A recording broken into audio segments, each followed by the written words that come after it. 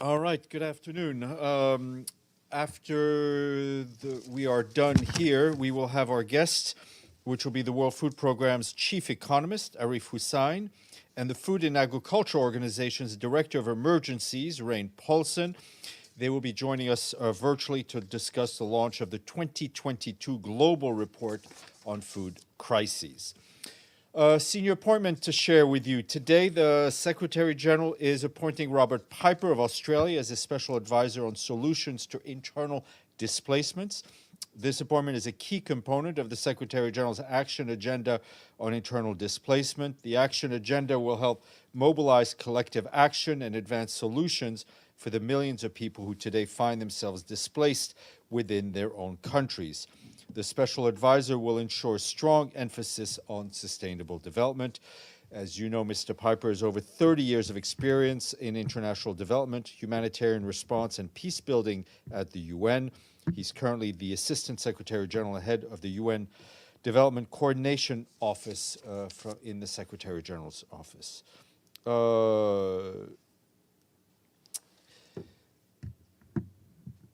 Quick update from Nigeria, where the Secretary General is spending his final day on this particular trip to West Africa. He spent the day in the Nigerian capital, Abuja, and a few minutes ago he spoke to the press after meeting President Buhari. He reiterated the importance of the partnership between Nigeria and the United Nations, adding that the country is a pillar of continental and global cooperation. Turning to the impact of the war in Ukraine on the African continent, the Secretary General said the conflict only makes things worse, setting in motion a three-dimensional crisis that is devastating global food, energy, and financial systems for the developing world. Addressing the issue of global food security, he said he is determined to do everything to facilitate a dialogue that can help bring back the agricultural production of Ukraine and the food and fertilizer production of Russia and Belarus into the world markets despite the war. Earlier in the day, he said he had a meeting with Jean-Claude Brou, the president of the Commission of the president of the Commission of the Economic Commission for West African States, otherwise known as ECOWAS. They discussed the organization's efforts to address a wide range of governance and security challenges in the sub-region, including political transitions in Guinea, Mali, and Burkina Faso. The Secretary General reiterates the UN's support for the work of ECOWAS.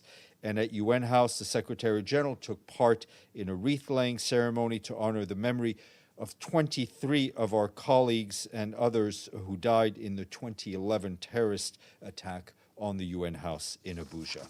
And the Secretary General will be starting his migration back home to New York, and he'll be here tomorrow in the morning, I think. And turning to Ukraine, a few updates for you. Our humanitarian colleagues are telling us that the hostilities have been reported in Donetsk, Kharkivska, and Luhansk oblasts in the east as the overall security situation continues to deteriorate. More fighting and shelling is also being reported in southern Ukraine, including in Kherson-Haska Oblast. Missiles reportedly struck power and water stations in Lviv in the west yesterday evening. On the same day, a missile attack on a railway infrastructure in central Ukraine was also reported. It's a major junction for trains evacuating civilians to the western part. Our humanitarian colleagues note that the availability of fuel is... I'm going to ask you to hold for just 2 seconds. I'll be right back. I'm the SGO's wife.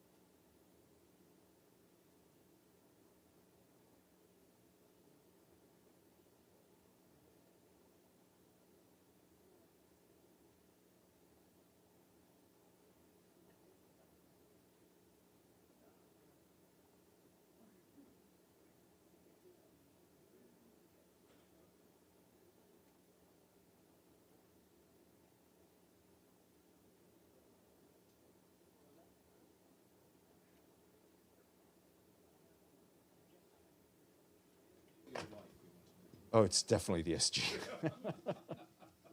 With all due respect.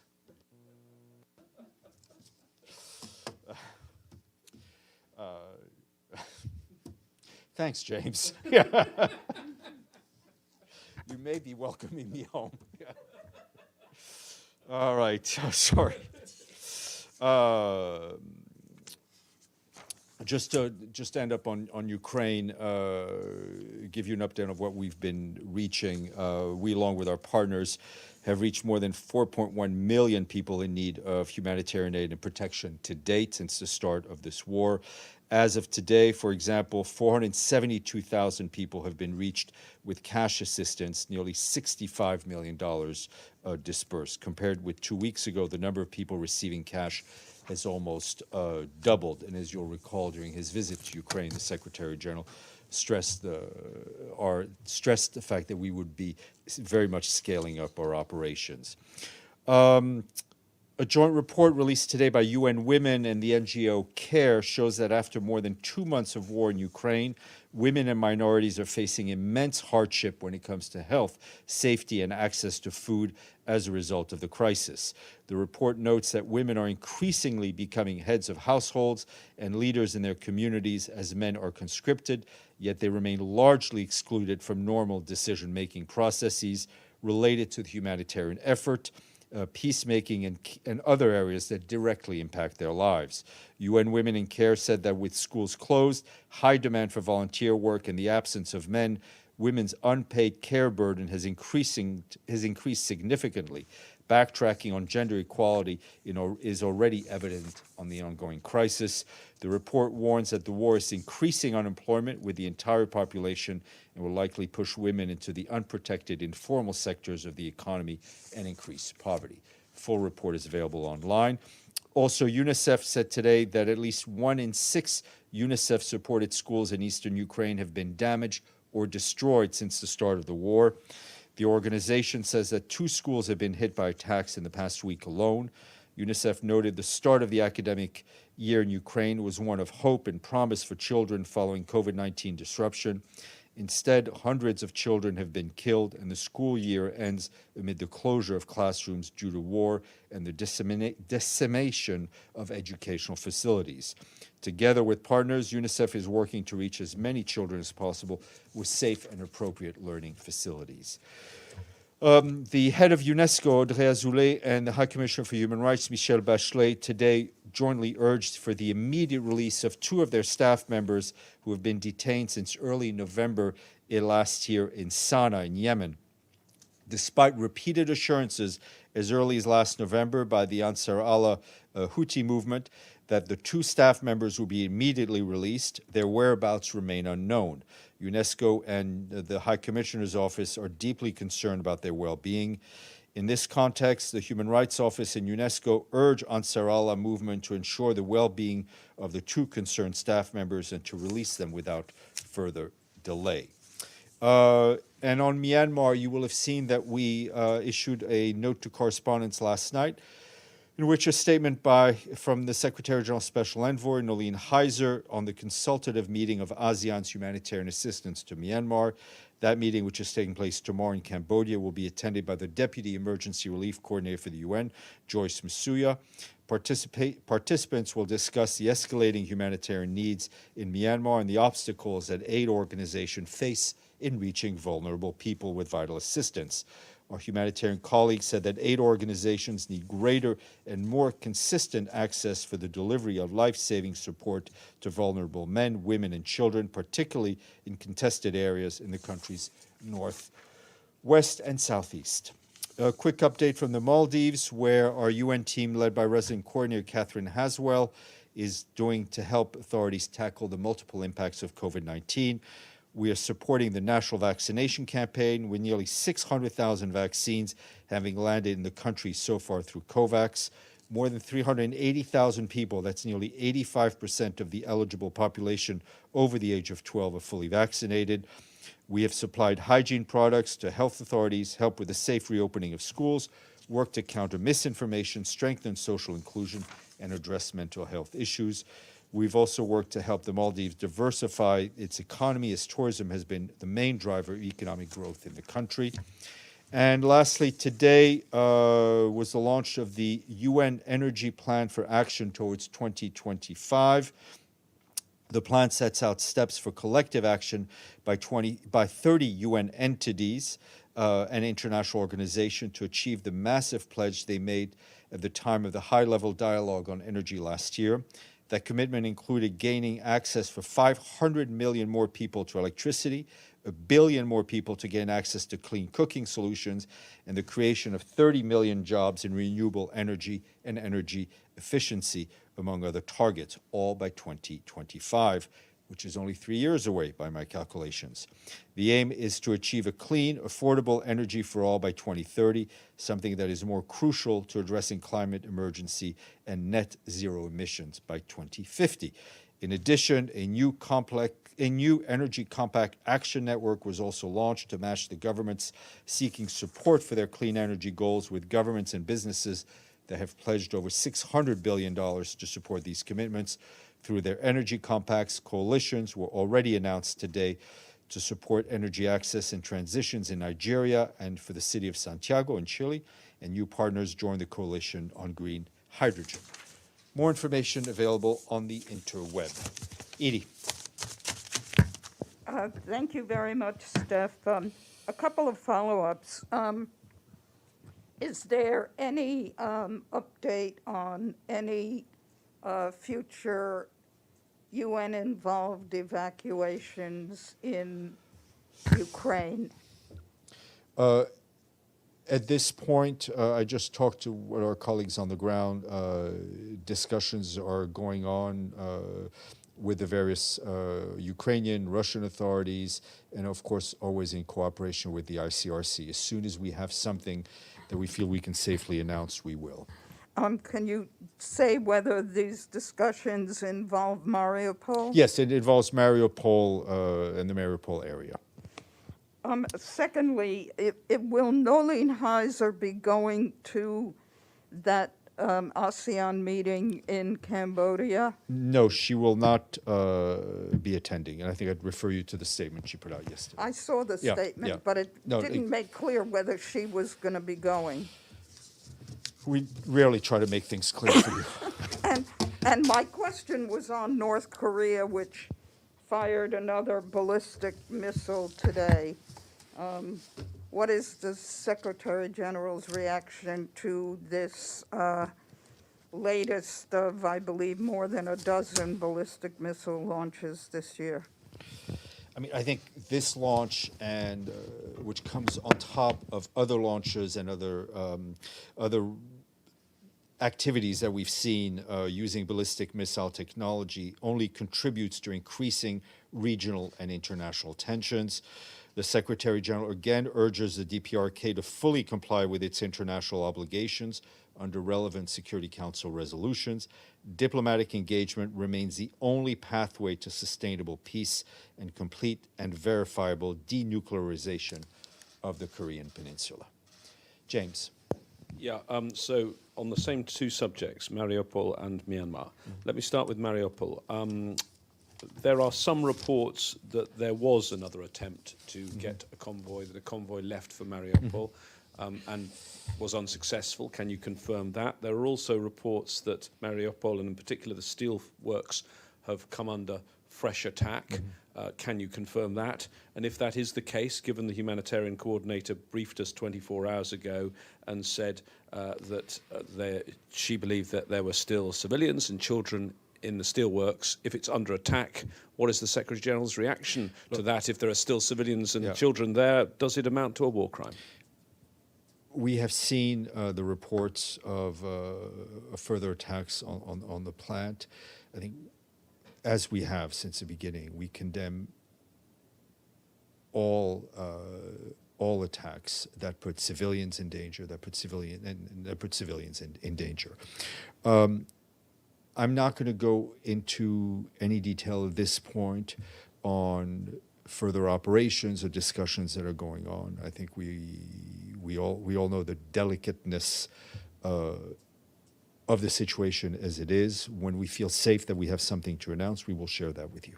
And on Myanmar, what hasn't come out in this, in your statement, is the very basic thing of the Special Envoy herself going to Myanmar. Where are the discussions on that? How likely is that? Has she had any positive signals? The discussions are ongoing. I mean, I think as soon as there is a hard positive decision, we will announce it. I mean, discussions are ongoing. I have there's nothing basically to report on those efforts. Alan. Thank you very much, Stéphane. I have a follow-up regarding Mariupol and the Azovstal plant. Our correspondents at the spot were covering the evacuation operation, and they were questioning the people who were leaving the plant. And some of these people, evacuated people, stated that the Ukrainian military at the plant were preventing them to leave the plant, were hiding from them the information about the humanitarian corridors, and even were intimidating them. Is the UN aware of such a cases, and do you have any comment regarding these statements by the evacuated people? Thank you.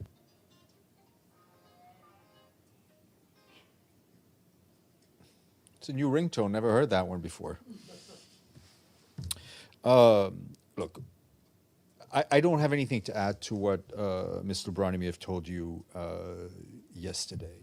It is clear that the situation at the plant is horrendous by all account.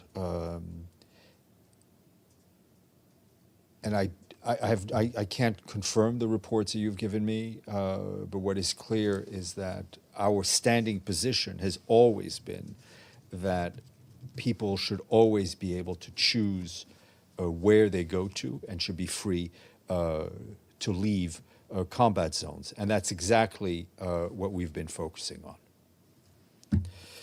Okay, Edward, please go ahead. Hi, Stephen. I'm back. So, me too. So my question concerning the defensive weapons, because we know that in the past few months there are a lot of defensive weapons imported into Ukraine, and the Pentagon, they said we don't have a bird eye view of every single tube and can tell you whether it's in the fight or not. Does the UN worried about the proliferation of weapons, because there's a huge amount of weapons now in Ukraine? Look, our worry is that this war is continuing, right? And that the people paying the highest price are civilians. And the Secretary General was able to see that firsthand in visiting a number of sites around Kyiv. He saw massive destruction of civilian buildings, of civilian infrastructure, traces of mass graves as well. And as he's been pointing out during his trip to West Africa, civilians the world over are also paying the price indirectly. So whatever our focus is on trying to end this war, on the humanitarian, on trying to get civilians out, and as the Secretary General mentioned, I think in his remarks in Nigeria, on ensuring that food and fertilizer, which are a big part of exports of Ukraine, of Russia, and Belarus, are back on the international market. Sorry, Grigory. Thank you very much, Stefan. Russian Deputy Permanent Representative Ambassador Polanski said today during the Committee of Information that the United States, in fact, has blocked the participation of Russian delegation on the working of such committee by not issuing visas for such delegates, especially Russian Foreign Ministry spokesperson Maria Zakharova has got visa only yesterday, but two others experts have not visa yet. And Ambassador Polanski also urged the Secretariat to take necessary steps to prevent this happening again. So do you have any comment on that? Thank you. My comment is that this is something we have raised with the host country authorities repeatedly for quite some time, and that we've been discussing it with them directly, and we will continue to raise it with them. It's important that anyone who has business at the UN be allowed to travel to the US to attend those meetings. Abdelhamid. Thank you, Stéphane. Tomorrow, Thursday, some Israelis mark the anniversary of what is called Israeli independence. Settlers are preparing for a big march that will move from Damascus Gate all the way to Al-Aqsa Mosque. They're calling on their followers to join their ranks in front of the mosque with their flags and music and do dancing in front of the Al-Aqsa Mosque. So what is the UN doing? Why Mr. Thorwaldsen didn't say anything? It's happening tomorrow. And many Palestinian factions are threatening if this will go through, they might respond. And then the Palestinian will be blamed for it. Any position on that? Well, our position remains the same, is that we want to see the status quo as it remains to the holy sites. And we've urged all sides to ensure that there is no provocative action. And that remains our message. And I have no doubt that Mr. Venislan remains in touch with all the parties. Oscar. Oscar? Stéphane, good to see you again. Yes, do you hear me? I can hear you, sir. Stéphane? Yes, go ahead. Okay. Thank you, Stéphane. Stéphane, is there any report about the situation? Still about what's going on about with the people that has been abducted by military forces in Russian territory? Or if there is any report of missing people regarding the casualties in this war in Ukraine? Because we haven't heard anything about the people who has been forced into Russian territory. Well, Is there anything? I would direct those questions to UNHCR and IOM. On the issue of casualties during the war, the High Commissioner's Office, the High Commissioner for Human Rights' Office puts out daily figures, which you can look on their website, which they also say is probably an undercount. James, and then we'll go to our guest. Yeah, just two further questions. One is back to Ukraine and the achievements of the Secretary-General's trip, because clearly the Mariupol one evacuation we've had was a significant achievement. People got out who wouldn't have got out otherwise. But as well as that, the Secretary-General in Moscow and Kyiv was talking about a bigger initiative, a humanitarian contact group involving Russia, Ukraine and the UN. Can you tell us where that has got to and what is, because it's not been announced, what is the stumbling, which side is the stumbling block? Listen, I think these, first of all, I think you're very correct that what we saw, the evacuations we saw of Mariupol is something that the Secretary General worked on, first by going to Moscow, and as we put it clear in the readout, that the President Putin had agreed in principle to this, and then of course in meetings with President Zelensky, because it's clear that both Ukraine and Russia had to agree to work with the UN and the ICRC to make this a reality, which it was, and I think out of one can almost look at it as a confidence building measure. We very much hope out of that there will be more formal meetings and structures that will help us upscale our humanitarian delivery. But he talked about a formal structure. Yeah, he proposed a humanitarian I contact understand. group, No, and it doesn't seem to have gone anywhere. And well, I wonder why. I'm not. I don't agree with the fact that it hasn't gone anywhere. I think things in an active war tend to move in fits and starts and grow organically. I think the fact that all the parties have been able to work through us in a way and through the ICRC, I think is a positive step. And out of that, we hope to build on further. And my final question is on Libya. While the Secretary General has been travelling, you had another technical rollover by the Security Council, clearly delaying the UN's plans to move on in Libya at this very delicate time. How much of a priority is it now for the Secretary General to find a new SRSG for UNSMIL, given that one permanent member of the Security Council won't approve a new mandate until that person is named?